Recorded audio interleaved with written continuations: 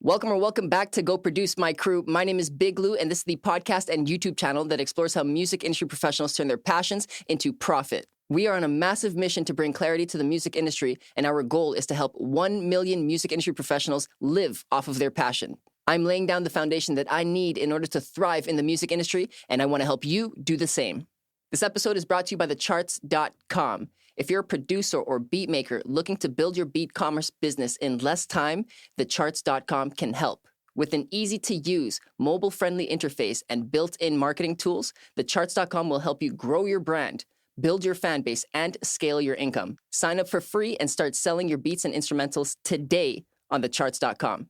Today's theme is, where is the simplest place to create an NFT and what you should be considering when doing so, from the CEO of a social media platform for NFTs called User. Let's go.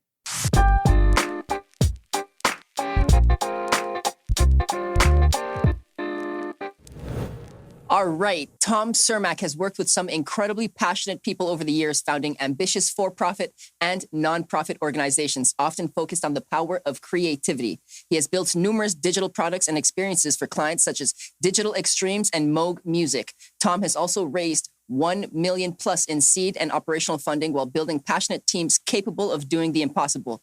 Since January of 2018, he has been the CEO, CTO, and president of User, which is a social media and rewards program that empowers users to earn digital currency. Go Produce. This is Tom Cermak. Hey, welcome to the show, Tom. Welcome. Thank you for welcoming me. I'm so glad to be here. It's an honor. I want you to know that we do very much appreciate your time. So let's go ahead and make the most of it and go produce. Yes. The first segment that we've got is called The Basics.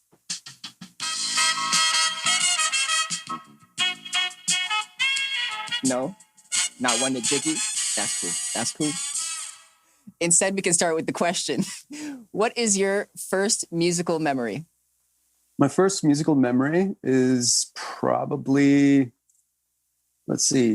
maybe LL Cool J, Beastie Boys, listening to their CDs kind of back to back, maybe.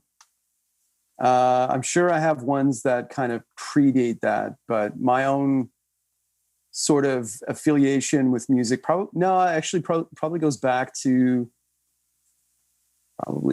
the 80s, and sitting on the couch while my sister is watching Much Music and she's watching like 80s music videos, Depeche Mode, Morrissey, all that kind of stuff. Those are probably my earliest musical memories, aside from, just enjoying music in general. My family and a few of the other sort of like immigrant families that I'm kind of connected with and grew up with, all have sort of different musical styles and tastes. So I grew up with Colombian music, always playing in the background because I have Colombian family that I'm close with.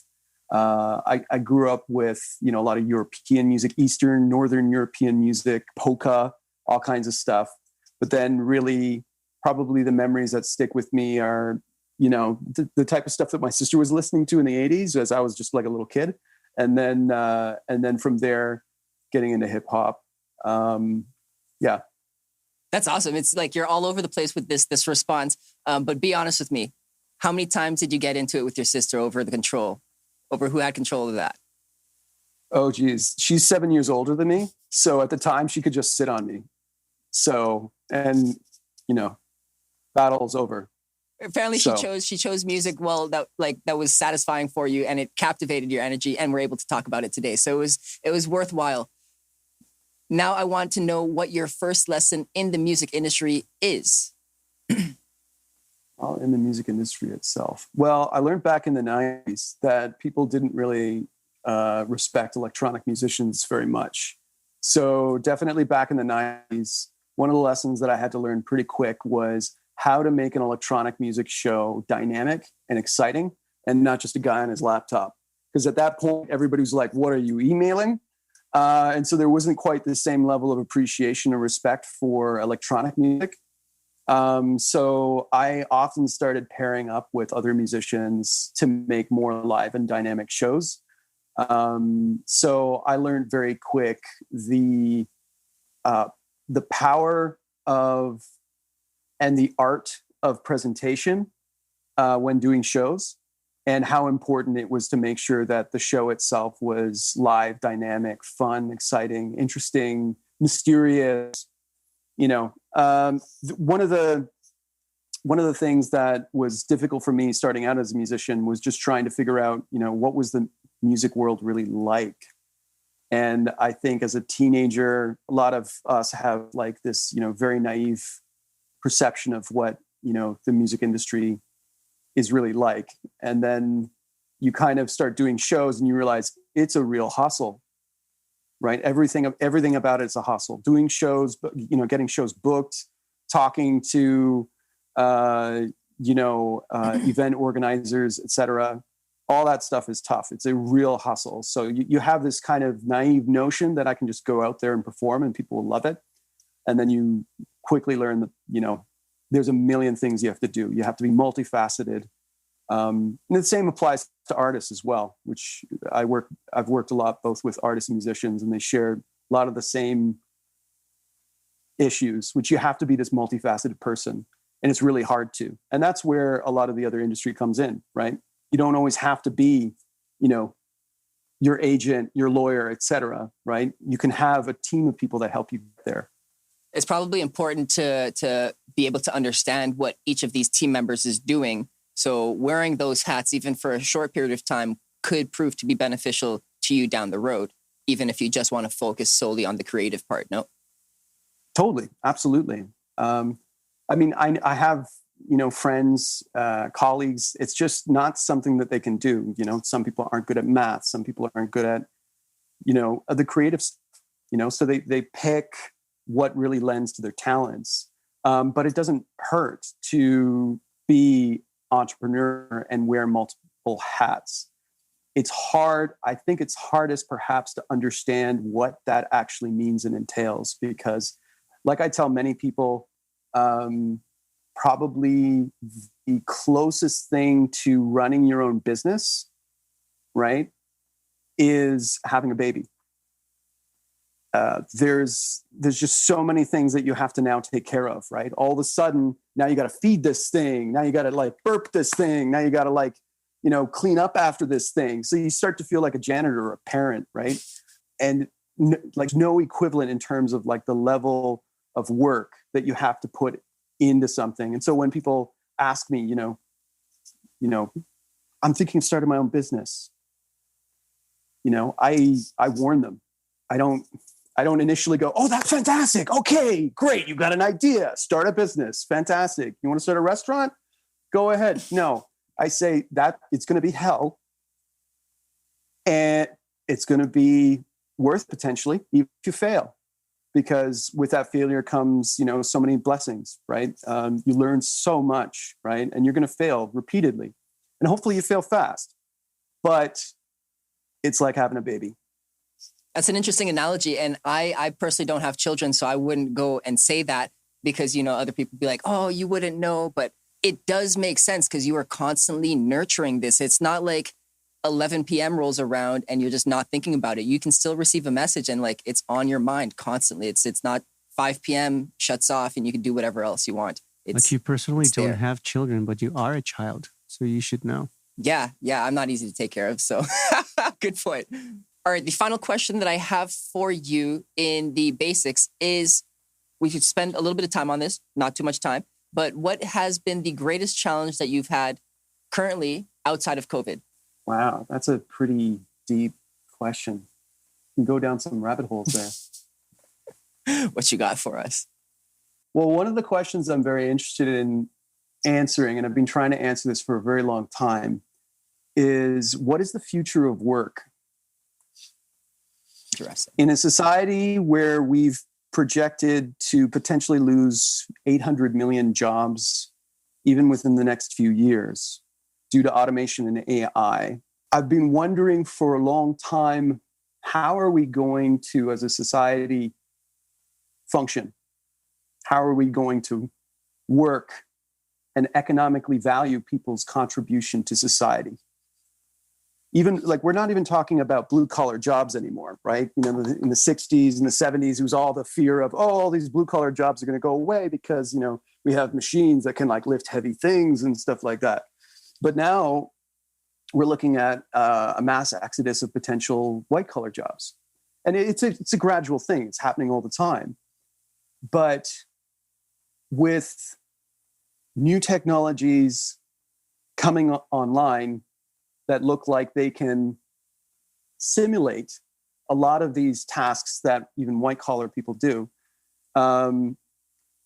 where are we going to provide a system whereby somebody can earn something at the end of the day and then they can meaningfully contribute back to society? Do you think? So oh, go ahead. Sorry. No, go ahead. Do you think it's going to lead more towards like creative opportunities for people to truly flourish and like explore that? And it might be an uncomfortable switch because a lot of people don't consider themselves to be creative. I really believe in this idea that everybody has creative capacity, and we need to figure out how to reclaim that, because there was still this feeling generally in society that creativity really wasn't being appreciated or respected very much. You know, YouTube hadn't become the thing or the phenomena that it is now. Influencers weren't, you know, didn't really exist. So the idea that everybody could get their 15 minutes of fame and be creative and utilize their creativity for something that could have a wide-ranging impact wasn't really there yet. So I started this conference, and the whole idea was to just wake people up to the notion that there's creativity everywhere. There's creative opportunities everywhere. And how can you take advantage of creativity in your day-to-day life? And it was very interesting, but it was very niche and it was very small. I think there was a lot of people probably working along similar lines all across the world for many, many years, decades, trying to push this idea that creativity really is one of the last refuges of human beings. Humans. Yeah. This is a great dilemma, and we went a lot deeper than I was anticipating. It's very much appreciated, but for time, we should continue into our speed round. Yes. Before I get caught up even further into this hole that you brought us into, I got to say thank you. But in the speed round, we're going to be throwing 20 questions at you in rapid succession. You have to answer them in as little time as possible, and you can only do so in one word. All right? No justification. We can justify afterwards. All right. Okay. Breakfast or dinner? Dinner. On user, gems are if likes and digital currency had a baby. Yes. What is your favorite time of day? 6 p.m. Do you prefer to read or watch movies or shows? Shows. On user, your reach isn't suppressed by an oppressive algorithm. Correct. What is your favorite snack? Pizza. At the end of the day, you want a nice big glass of? Almond milk. Whoa, haven't heard that one yet. How many years have you been in the tech space for? 12 years. What is your favorite place in the world? Thailand. What is your favorite music genre? Glitch hop. Gems have a fixed dollar value, yes? Sort of. Who is an artist that you currently find the most exciting? Well, Petra Glint is up there. Do you have any nicknames?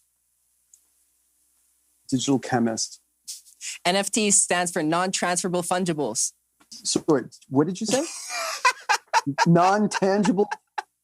No. You caught me. What? You caught me. All right, you caught me.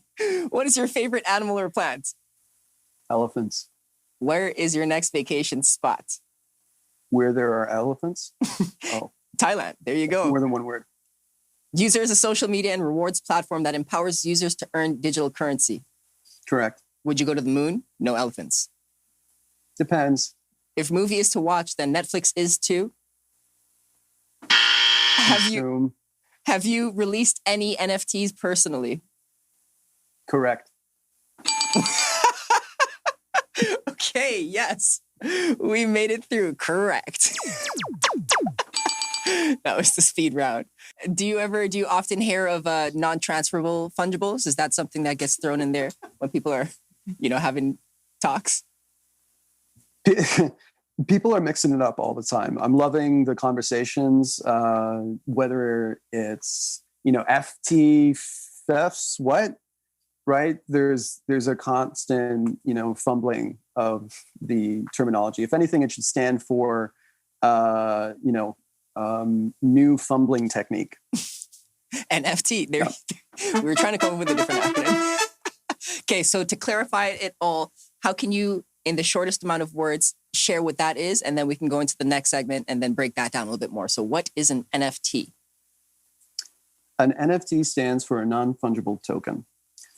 Essentially, there are two main different types of tokens, which decentralized blockchains use as a form of currency or financial tool or instrument. And so Bitcoin itself is a type of token, so to speak. Ethereum as well. But then what Ethereum, which a lot of people know as kind of like the second most popular sort of cryptocurrency, it's actually a framework and a network of which facilitates transactions. And an NFT is a type of token that is a standard on that network. A fungible token is a currency that's just like any other, right? So any other Ethereum that you get on the Ethereum network is just like any other. But one thing that was really cool that Ethereum did, the Ethereum community, the development communities, they came up with this new standard of this idea. It's great to have this, like dollar that's just like any other dollar and we can exchange it.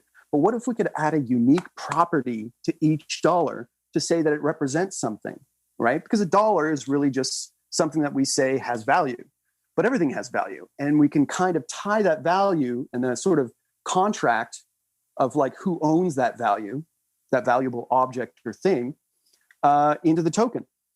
So the token really represents a contract between you and the network that says you own this thing of value. And what non-fungible tokens allow you to do is to say, I own this unique thing of value. And that unique thing could be a deed on a house. It could be, it could even be, a marriage contract, really. But it can also represent unique things like content. So really, one of the really cool things that the Ethereum community did by establishing this new standard and the idea of the smart contract, which is the idea of this token that can represent all sorts of different types of things, is it helped create this kind of new idea that we could now use digital frameworks or networks, such as blockchain decentralized technologies, to help create a monetary value to everything or anything. Boom. That's an NFT. That's beautifully said. Thank you so much for sharing that. We're going to build off of that in our next segment. Our next segment is called What's Your Take? Here, I'm going to be presenting you with different statements or scenarios, and we just want your perspective. Since we have a little bit of a better understanding of what an NFT is, I want your opinion or your take on what blockchain technology is a little bit, just so that people can understand how that system works. And then we can go from there. So the best way to explain decentralized technologies, especially, let alone blockchain decentralized technologies, is, so imagine there's a bank, right? Everybody knows kind of what a bank is like, right? Every bank has a ledger, and this ledger is simply a list of transactions, right? So-and-so owns this much, or so-and-so has this much money. So-and-so transferred this amount of money to so-and-so, right? The wonderful thing here is that banks for a long time helped us keep track of all these transactions. It's fascinating. It's great. It's awesome. Empowered economies, led to the rise and fall of empires. But there are some disadvantages to having a centralized ledger, especially in a digital world where it's easy to kind of like go, okay, I'm going to hack into this one data center that holds this ledger of everybody's transactions. And if I just like make a small change so that every time, a transaction happens, I get a penny of that transaction, I could get really rich. It's true. This is a true story. Somebody did this once. You could get really rich while hacking a system relatively easy because you only need to hack into one data store to do it, right? So that within itself is a weak point. The idea of the decentralized blockchain is the blockchain is this remarkable way of which to create a sequential ledger in a very well encrypted fashion, making it very secure. But creating a decentralized network is really what helps create this like awesome new capacity that we can all take advantage of. So by decentralizing the blockchain, essentially all we're doing is we're saying, okay, instead of having one bank that owns a copy of the ledger, now we're going to give a copy of that same ledger to 50 million people, right? Or 1 million people, whatever that number happens to be, but everybody that's helping to facilitate the transactions on the network that has a wallet. Basically, what that now means is if I want to change what the ledger says, not only do I need to hack into one computer, but probably more than 50% of 1 million or 100 million or however many computers to change what the ledger says so that anybody would agree with me that it's likely the case that I, in fact, are now super rich, right? So that's what's incredible. So now it's actually the power of numbers, the power of people, the power of all of us participating together that actually helps to make a network more secure. Not only that, now these transactions can actually be performed by this network and no longer just by a central financial institution. And so now it's not just a central financial institution that's taking a cut of every transaction, but now we can all participate in helping transactions happen and get a cut of them. And we can all get a cut of it. Boom. It's a new playing field. It's the future. So this is part of where we're going with the future. Now I'm curious to know, what does the sales process itself look like on OpenSea? That's the most popular currently? OpenSea is currently definitely the most popular marketplace for NFTs right now. So how does one actually the rigorous steps, not talking about user, we'll talk about user and how it simplifies it later on, but how difficult or how challenging is it right now to make an NFT and to actually get it sold? Well, there are a few challenges and hiccups that people are experiencing right now. One of them is that you essentially need a bit of Ethereum to actually start minting NFTs. Minting is the term used for creation in the NFT world. So if you hear this term minting, they just mean create an NFT token. So just to be clear, the NFT token just represents the data in the blockchain. It doesn't actually mean that your file is stored with the token. In fact, you're just referencing your actual original file from the NFT token. So you don't store your file necessarily with your token. You can store it on the blockchain, and there's IPFS and other solutions that can help you do that. But when you actually go to create an NFT token, you're just creating the token and then putting in, say, a URL to your original file, along with uploading the file to OpenSea. But before you can get there, you need some Ethereum to mint that token. Before you can get Ethereum, you need a wallet. So you need to set up something like MetaMask so you can set up an Ethereum wallet. MetaMask is a little tricky, but there's tons of tutorials and documentation online. Probably one of the easiest ways to get set up so that you can then set up a OpenSea account and connect it with your MetaMask. MetaMask is essentially just a user interface for the wallet that it generates on the Ethereum network for you. And then that wallet is going to be where you need to transfer some Ethereum funds into, so that when you attempt to create a token to sell on OpenSea, you're going to need a little bit of Ethereum that handles the transaction cost or gas fee. Gas fee in the Ethereum world is a transaction fee. Interesting. Okay. And I've commonly heard of OpenSea and NFTs and all of this more so geared towards the digital creator. But how does this relate to musicians? How can they get in on the mix? Well, one of the things that is a little bit of an obstacle right now to musicians is that these transaction fees can vary quite a bit. So sometimes transaction fees can be a few dollars, and sometimes they can range be 20 or even $60. And that's partly because the Ethereum network wasn't really built to scale. Now, Ethereum network is getting a big update, hopefully at some point this year, which is going to help it move past these transaction fees a little bit But there's also other blockchains out there that don't have these types of transaction fees or are not susceptible to these types of high transaction fees. There are solutions being developed right now to like lower these transaction fees, even using Ethereum. And there's suspicion that I have that OpenSea is even attempting to employ some of these. Immutable X is a great solution that's out there.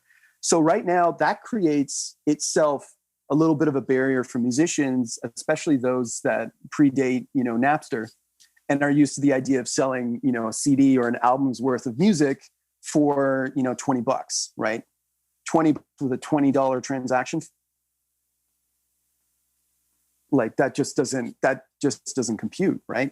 So there are a lot of things, even if we talk about video game assets, like little digital assets that companies are trying to sell as NFTs right now. A lot of those companies are running into bottlenecks because of Ethereum and are trying to work with these other solutions or other blockchains to try to get around the transaction fees.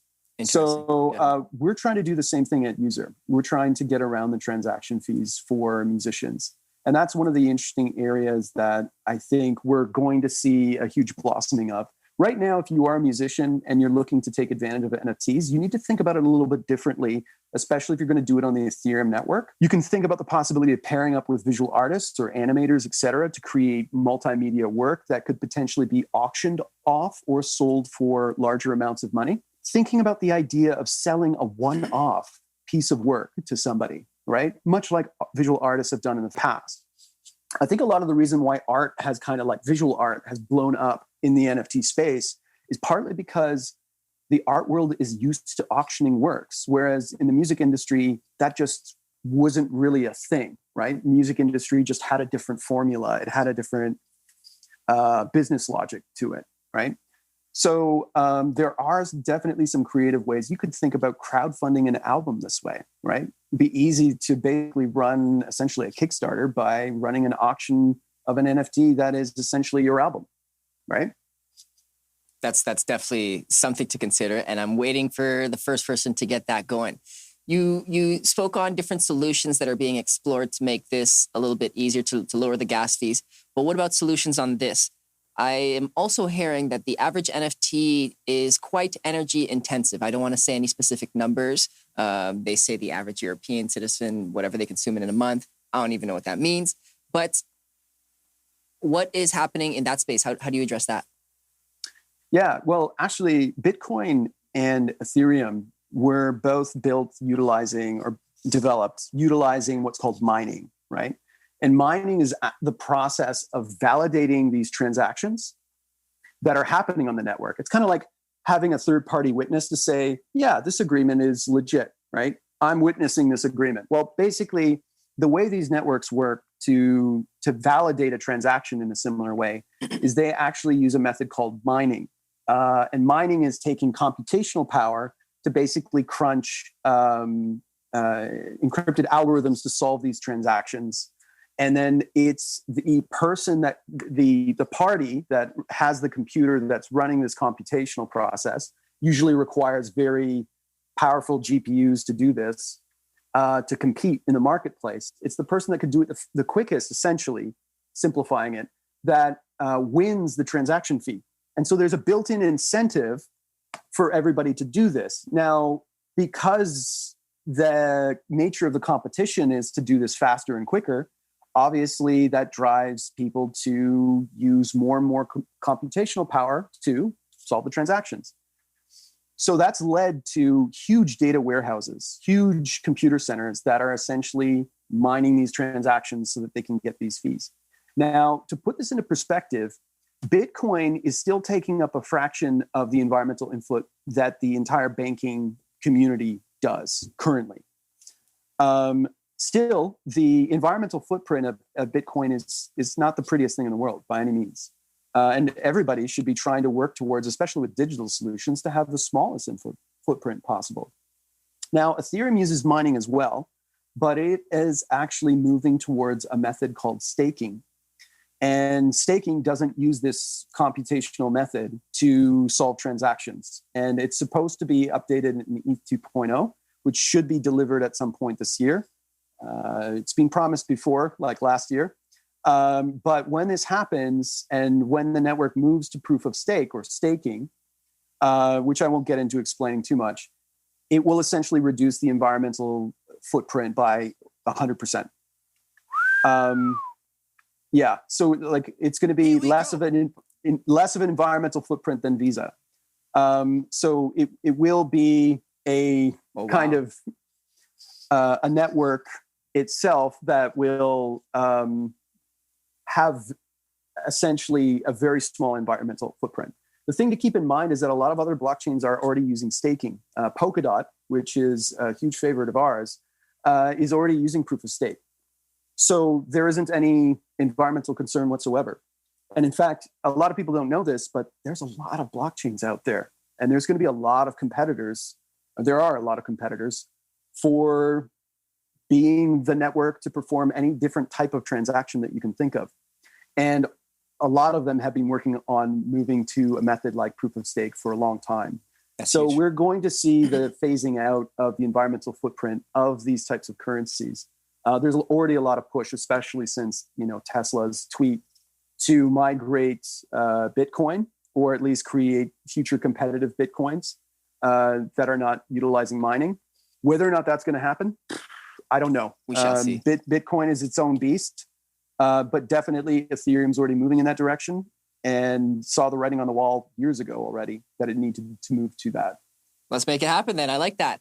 All right, final question for this segment. Tell us the capabilities of the smart contract for the music industry. Does this ultimately protect the artist's copyright? Yes and no. Right now, an artist could put out a piece of content on the internet, like they have so much, and then say, go turn around and find out that somebody's taken their piece of work and attached it to an NFT. That's happened already. Artists, visual artists have already said, hey, wait a second, that's my work. You've just made it into an NFT. That's mine. And essentially, that's partly because the first time the artwork was introduced into the world, it wasn't attached to an NFT. But because, like I said, these decentralized blockchains act as this kind of like global communal ledger of not only transactions, but now these tokens that can represent all sorts of things in the real world, as we move towards a online community where the first time I'm putting something into the world, it's stamped with an NFT, I now have proof in a huge ledger that's really difficult to hack that, in fact, I am the author and the original creator of this piece of work. So once we get to that point, and the writing's on the wall, it's happening. Once the rest of the large companies that currently aren't playing in this arena, won't name any names, Facebook and Google, we will now be able to have these ledgers that we can all check, and that we don't have to rely on YouTube or Facebook to say, oh yeah, that's that person's piece of content and not theirs, right? We won't have to rely on them to be the arbiters of truth. Interesting. So yeah, the answer is yes and no. Okay. It's definitely going to take a bit of time before NFTs can help an artist to protect their work. And then do the royalties getting paid out, is that simplified as well? Yes. One of the great aspects about blockchain period is that it simplifies anything financial to a great extent. And it now automates it, right? So say, for instance, you have an arrangement with a record label, they get X amount of royalties, you get X amount of royalties. And say now you want your fans to have the ability to like sell the music instead of just give the music CD to somebody else. They can now just sell it to their friend. You can bake in the royalties to every single time that NFT is sold. And it will automatically be transferred to your wallet, your label's wallet, and anybody else that now gets a cut that you've defined in that token, in that smart contract. That's huge. So yeah, it is huge, because now it all of a sudden even turns some models on their head, right? The idea that, say for instance with tickets, right? Music tickets. Now we could create an NFT token of a music ticket that gives you access to a music festival or a music event. But if you wanted to, you could make sure that every time somebody tries to scalp that ticket, sell it to somebody else, of which sometimes there are legitimate use cases. I get sick and I can't make the show. You will get the royalty from that sale. And that's the only way that the ticket can be sold, in a way that guarantees that you always get the cut that you want from that sale. It simplifies. I mean, I feel like a lot of people might be hesitant in terms of how much more we can get out of this. Is this just like a trend? But one of the fans that have a question next is going to get a little bit into that. So with that said, we can go into our next segment. Our next segment is called Community Queries. Here we go. Wow.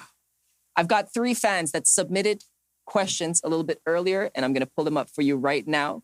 Our first question is from Ash. He is in banking, believe it or not, but he's fascinated by the crypto world and he wants to look into that. So this is his question. Hey, Louis. So my question is, how will users be incentivized to use a decentralized social media app powered by cryptocurrencies versus a traditional form of social media like Twitter or Instagram, given that they already have an established active user base that's much larger and can reach a much broader audience? No, it's great. Great question.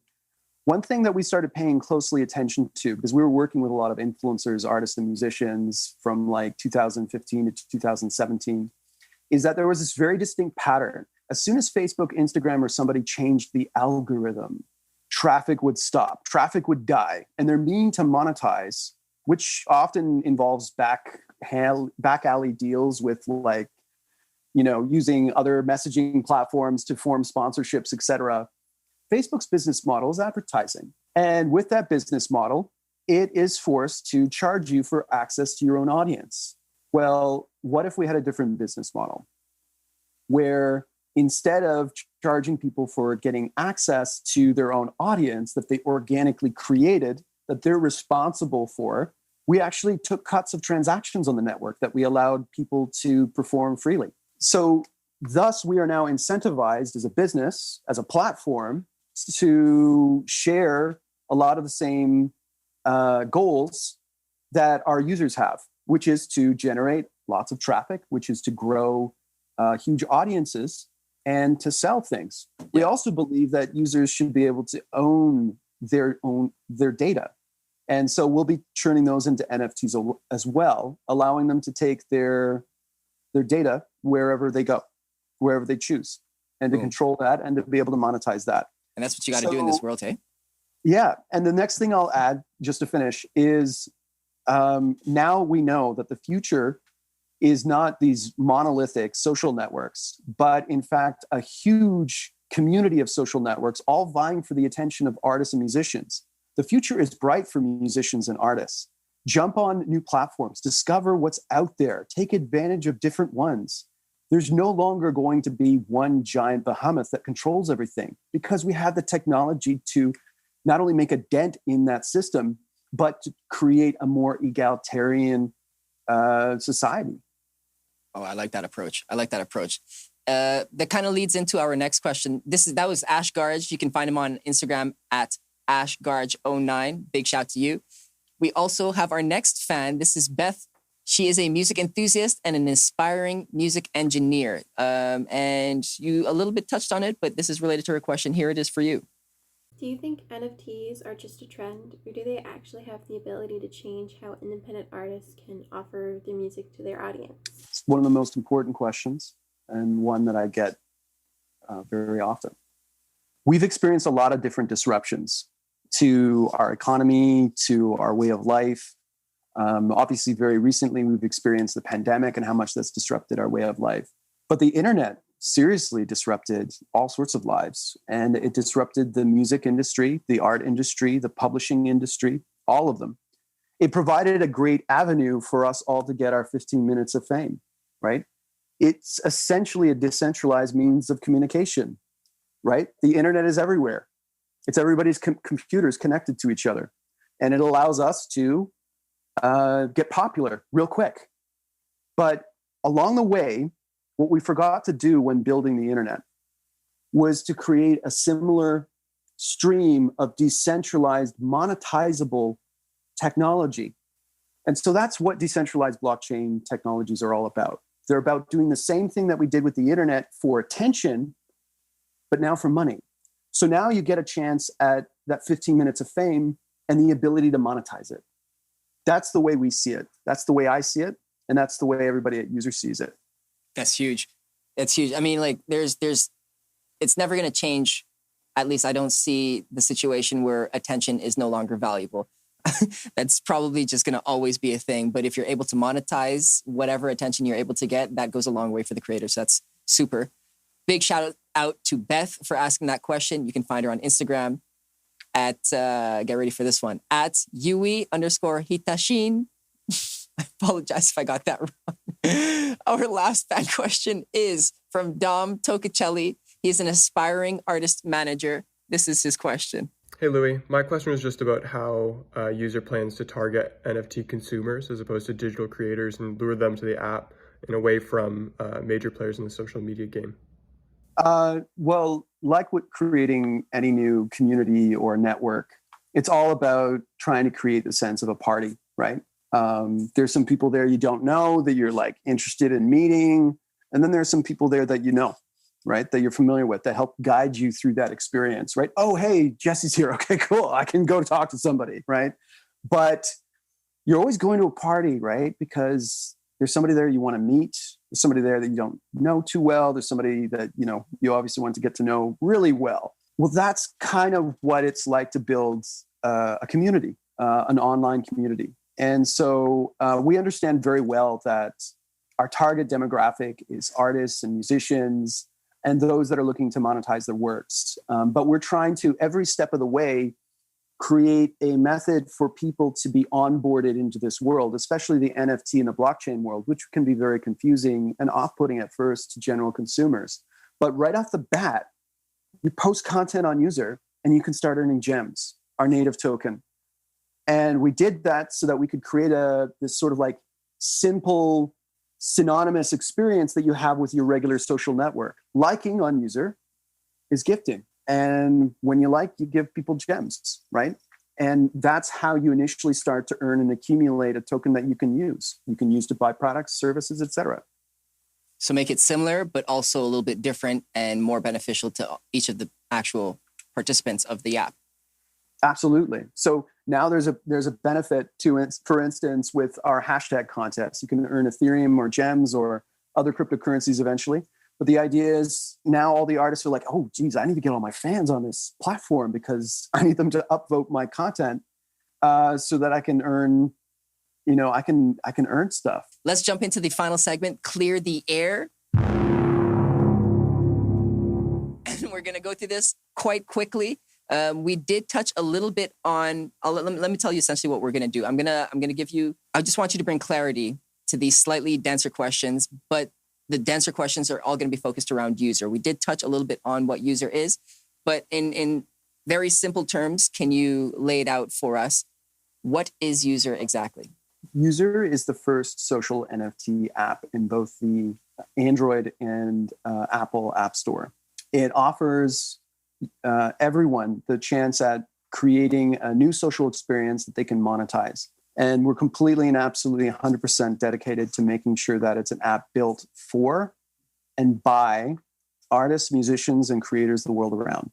And I can add to that experience. I've used the app already a couple of times, and there are a couple of features that make it more fun than your typical social media. I'd almost say it's a little bit gamified. What was the thought behind that? Well, we just want to make sure we create a rewarding experience, right? It's our number one motivation to make sure that you feel rewarded for what you contribute online, right?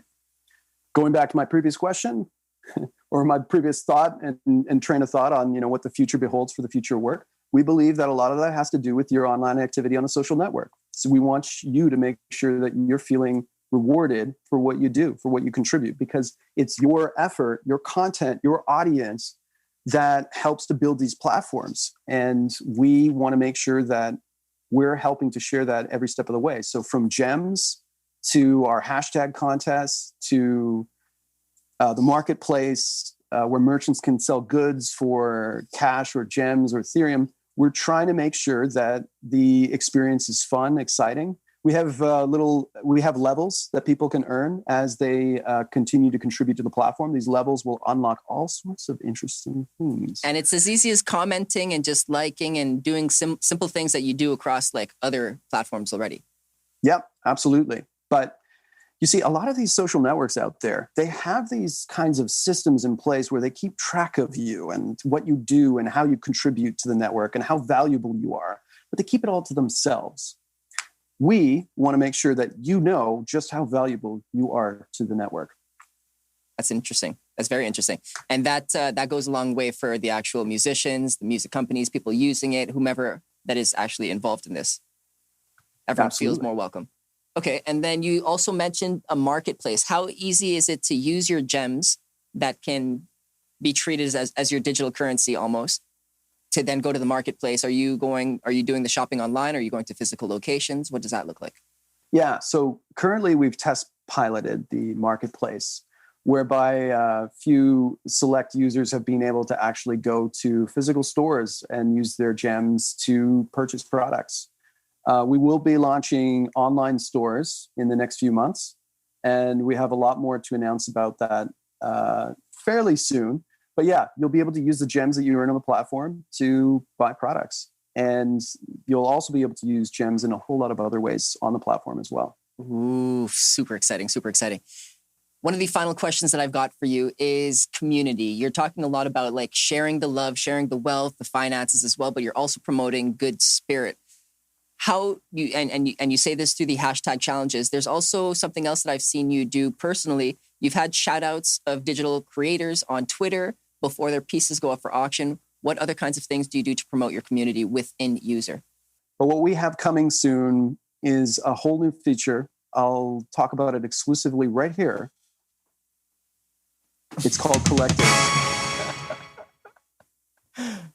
It's called Collectives. Okay. Yeah. So you'll be able to start a collective on User. And with that collective, you'll be able to essentially create your own micro community on User and help to curate the content on the platform. And that will actually have a lot of benefits to the content that you're curating as it shows up in people's feeds. So it's going to help categorize the content and create a much more personalized experience for everybody. So going back to the previous question, how are we going to help make User that much better for consumers of content? Well, Collectives has a huge part to play in that. And in fact, the people that run these collectives will play a huge role in making that experience pleasurable and personalized for consumers that come onto the app. So it's a whole new way in which we're going to be channeling content to users on the app. And it's going to involve the power of the community to make that happen. This is awesome. I'm familiar with User and I'm already more excited than I was. So as someone just discovering what User is, you should definitely consider this. For those people though, how are they going to come across User? Like how do they sign up? It's invite only as right now? Currently, User is invite only. If you really want to and you know somebody on the app, they can invite you personally. Much like other, invitation processes, you can sync your contacts and then we give you a set number of invites every day. We give you 5 right now. And then you can go out and invite anybody. If you don't know anybody that's yet on the app, you can join our Discord where we do daily invite drops. We give a set number of limited invites in a link that you can tap on from your mobile device, and it will launch the app and you can sign up. That's huge. That's huge. We will make sure to add that Discord link to our show notes. Also, I'm on User, so if anyone out there wants to be invited, I'm happy to share my invites with you. Tom, we've reached the very end. Do you have any final words? Power to the people. Power to the people. Decentralize the system. I like it. I like it. Where can our listeners find you you on your socials or for User? You can find me pretty much everywhere at Tom Synth. Synth. Got you. Nice and easy. TOM Synth. Beautiful. Beautiful. Thank you, Tom Cermak. We out. This episode is brought to you by thecharts.com. If you're a producer or beat maker looking to build your beat commerce business in less time, thecharts.com can help. Remember that you can sign up for free and start selling your beats and instrumentals today at thecharts.com. Big shout out to all parties involved. You can find more value at our website at goproduce.ca. Connect with me on Instagram at go.produce. If you're on YouTube, hit subscribe. If you're on Apple or Spotify, make sure to hit download. This will really help us grow our community. I'm Big Lou, and this is Go Produce.